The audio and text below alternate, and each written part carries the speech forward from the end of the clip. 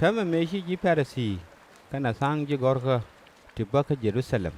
rodol je ka shi ka janen en go shi sang ji kar Yesu mit ka teti jak te kan lak ko ji Pharisee kana ji Jews dial chi ka miske akan tet kien kong lak agwa ko tiết cái chiang ngoni đi ní kien cái chiếc cái mình nương cái quát có cơ chiếc cái mis animi chiếc cái con lạc cái thế cái chiang có kien thì nhìn ngoan tôi quát cái eken chết cái lạc lieri cái dari cái này thuộc lăng nè chú giúp Pharisee cái này dưới gót cơ Jesse ông chỉ có ở chiang cái chiang đi ní con nó cái mis cái akan thế thì chỉ giặc lạc cái chuyện cái gì Chu gong nu ai dai roi in sok lat ke kuidun yen ji mede me che gori nei titi lot ka lep kien kanan lui kien ka pal ka bang ke ngie je ni charnas alang wat pos pal yen chiang ngu do kos ka be chiang na da bum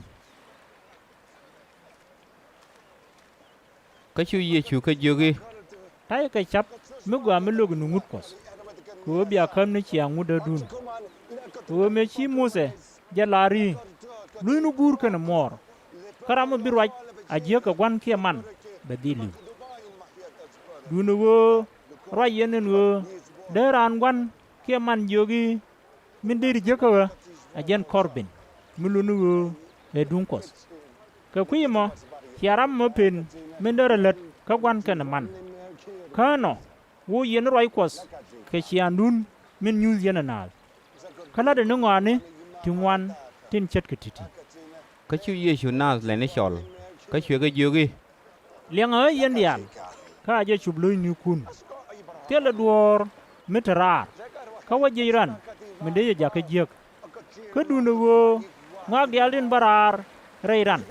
kentin yar ka je ka ramete ka jis tinding ka je ajeli mấy chân nas bành pin cái chuyện vô duel chú già cái dễ thiệt cái lót chả đó em mò chuyện cái gì ka kana chubloi dun ba kan yana ngajen go chia duor mitrar ka wajiran mende je yar ka wo chawarai loai de we jiran ka we ka warar cái nó chuyện giờ là đàn ngư miss dial gấu cái chuyện vậy min barar reiran ajen yerjam ko wo bakara rai loide kan charti jek chiang lera kwen luinas dum diloi ngani lat jeng ni menas lat nyoni tiel gwer ke liak ken dor jek dial titi bakara loiran ka yar